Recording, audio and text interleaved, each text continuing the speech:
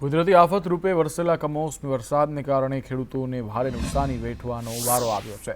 અમરેલી જિલ્લામાં સોમવારની સાંજે વાવાઝોડા સાથે વરસેલા વરસાદને કારણે સૌથી વધુ નુકસાન વિઠ્ઠલપુર ગામમાં થયું છે। ખાસ કરીને તલ, બાજરી, ડુંગળી સહિતનો પાક પલળી જતા ખેડૂતોના મોં સુધી આવેલો કોળિયો છીનવાઈ ગયો છે। ગઈકાલે 4:15 વરસાદ ચાલુ થયો હતો અને 6 વાગ્યા લગન એક ધારો પવન અને વરસાદ સાથે 3-3.5 ઇંચ જેટલો વરસાદ પડ્યો અને ઘણી નુકસાની, નળિયા ઉડી ગયા છે, સાપરા ઉડી ગયા છે, બીજાના ઘર માથે પડ્યા છે, ઘણાના સોલાર ઉડી ગયા છે, જીબીના પોલ ધરાશય થઈ ગયા છે, કેબલ તૂટી ગયા છે, બહુ મોટી નુકસાની છે। હાલની વરસાદના હિસાબે પરિસ્થિતિ બહુ ગંભીરના હિસાબે મકાન, અનાજ, કઠોળ અને પશુઓ માટે ભારે નુકસાન થયું છે। બાજરી, જુવાર, તલ અને ડુંગળીના પાક ઊભા છે તે સંપૂર્ણ નાશ પામેલ છે અને ખેડૂતોની જમીનનું પણ મોટું ધોવાણ થયેલ છે।